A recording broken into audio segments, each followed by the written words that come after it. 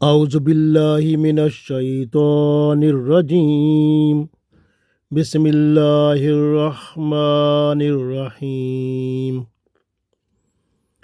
وَلِلَّهِ مَا فِي السَّمَاوَاتِ وَمَا فِي الْأَرْضِ وَكَانَ اللَّهُ بِكُلِّ شَيْءٍ مُحِيطًا۔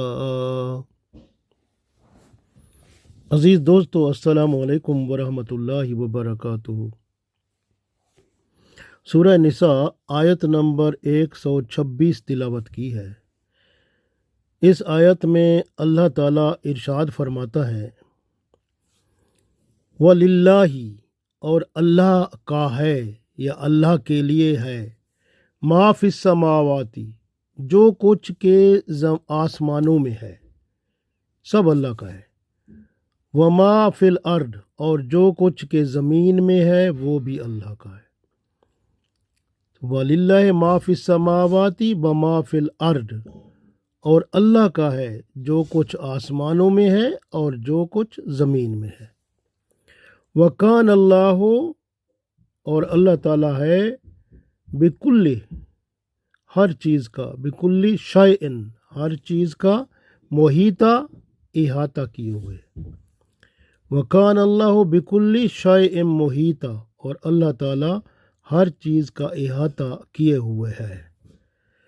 تو اس آیت میں ارشاد ہوا وَلِلَّهِ مَا فِي السَّمَاوَاتِ وَمَا فِي الْأَرْضِ وَكَانَ اللَّهُ بِكُلِّ شَيْءٍ مُحِيطًا، اور اللہ کا ہے جو کچھ آسمانوں میں ہے اور جو کچھ زمین میں ہے، اور اللہ ہر چیز کا احاطہ کیے ہوئے ہے۔ غور کریں، جو کچھ زمین و آسمان میں ہے سب اللہ کی ملکیت ہے، اور اللہ نے ان سب کا احاطہ کر رکھا ہے۔ اس لیے زمین و آسمانوں میں جو مخلوق ہے سب اللہ کی نگرانی میں ہے۔ زمین پر انسان کو ایک امتحان یعنی ٹیسٹ کے لیے بھیجا گیا ہے۔ اصل مقصد امن و سلامتی کو قانون الہی کے مطابق قائم کرنا ہے۔ مخلوق کا کوئی فرد جو قانون الہی سے ٹکراتا ہے وہ دنیا میں بھی سکون نہیں پاتا اور آخرت میں انصاف کے مطابق سزا پائے گا۔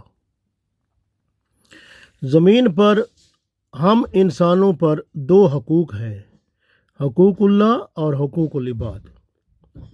تو اللہ تعالیٰ مہربان ہے، توبہ استغفار پر اللہ تعالیٰ اپنے حقوق معاف فرما دیتا ہے، مگر جو ہم پر حقوق اس کی مخلوق کی طرف ہیں وہ معاف نہیں ہوتے جب تک کہ مخلوق معاف نہ کرے۔ مخلوق پر دو طرح کے حقوق ہوتے ہیں، ایک بطور فرد اور ایک بطور مخلوق۔ فرد تو معاف کر دے گا اگر آپ اس کے پاس جائیں اور معافی مانگیں، لیکن مخلوق سے آپ کیسے معافی مانگ سکیں گے؟ اگر آپ حکمران ہیں، وزیر ہیں، حکومت کے آفیسر ہیں اور آپ کے زیر ماحطاط کچھ مخلوق ہے، آپ حق تلفی کرتے ہیں جس کا اثر ایک کو نہیں سب کو پڑتا ہے، تو پھر آپ کیسے ایک ایک کے پاس جائیں گے؟ تو یہ یاد رکھیں کہ یہ جو حکمرانی ہے یا وزارتیں ہیں یہ کوئی آسان کام نہیں ہے۔ آپ دیکھیں، جیسے آپ حکمران یا وزیر ہیں، اگر آپ غبن کرتے ہیں، حکومت کے خزانے سے رقم لیتے ہیں جو آپ کا حق نہیں ہے، تو گویا آپ نے پورے ملک کی مخلوق کے حق پر ڈاکہ ڈالا ہے۔ آپ اب کس سے معافی مانگیں گے؟ معاملہ اللہ کے حضور قیامت کے دن پیش ہوگا۔ آپ کی تمام نیکیاں مخلوق میں تقسیم ہو جائیں گی، ابھی مخلوق بچ جائے گی، اس مخلوق کے گناہ آپ پر سوار کر دیے جائیں گے جو آپ کو جہنم کی آگ میں بخوبی لے جائیں گے۔ آپ ہزاروں سالوں تک وہاں جہنم کی آگ میں جلتے رہیں گے۔ اس لیے تو نیک لوگ حکمرانی سے ڈرتے ہیں، انہیں پتہ ہے کہ قیامت کے دن پورے ملک کی مخلوق کا جواب دینا ہوگا۔ رعایا کی نگرانی، حفاظت، کفالت، بنیادی ضروریات کا خیال رکھنا، ان کی صحت و تندرستی کا خیال رکھنا، امن و سلامتی کا خیال رکھنا حکومت وقت کے اولین ذمہ داریوں میں سے ہیں۔ اس لیے اللہ تعالیٰ نے قوانین بنانے اور جزا و سزا اس میں رکھنے کا معاملہ طے کر دیا ہے۔ رسول اکرم صلی اللہ علیہ وسلم نے وہ سب کچھ ہمیں پہنچا دیا ہے اور ریاست مدینہ میں نافذ کر کے عملی مظاہرہ بھی فرما دیا ہے۔ اللہ تعالیٰ نے اس آیت میں فرمایا وَقَانَ اللَّهُ بِكُلِّ شَيْءٍ مُحِيطًا کہ اللہ تعالیٰ نے ہر چیز کا احاطہ کر رکھا ہے۔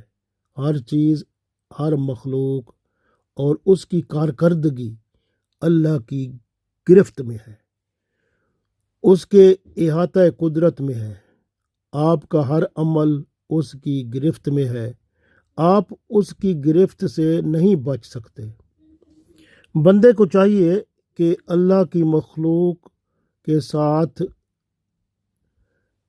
احسن طریقے سے پیش آئے، امن و سلامتی قائم و دائم رکھے اور اللہ کی طرف سے جو ذمہ داریاں ہیں ان کو پوری طرح سے نبھانے میں لگ جائے اور سرکشی بغاوت چھوڑ دے۔ اگر باز نہیں آئے گا تو اللہ کی گرفت سے بچ نہیں سکے گا، کیونکہ اللہ نے فرمایا اِنَّا بَطْشَ رَبِّكَ لَشَدِيدٌ، بے شک اللہ کی پکڑ بڑی سخت ہے۔ اور یہاں اللہ نے فرما دیا کہ وَقَانَ اللَّهُ بِكُلِّ شَيْءٍ مُحِيطًا، اور اللہ تعالیٰ ہر چیز کا احاطہ کیے ہوئے ہے۔ کہاں بھاگ کے جائیں گے؟ یعنی کہاں آپ بھاگ کے جائیں گے؟ اللہ نے اپنی قدرت سے ہر شے کو ہر طرف سے اپنے گھیرے میں لے رکھا ہے۔ جو بھی گناہ کرو گے اللہ کے احاطہ قدرت سے باہر آپ نہیں جا سکتے۔ جو کیا ہوگا اس کی سزا تو بھگتنی ہوگی۔ اس لیے بہتر ہے اطاعت کا دامن تھام کر احکامات الہی کو رسول اللہ صلی اللہ علیہ وآلہ وسلم کی پیروی کرتے ہوئے عمر کا باقی حصہ گزار لیں اور اپنی آخرت بہتر بنا لیں۔ اللہ تعالی ہم سب کو توفیق دے، آمین۔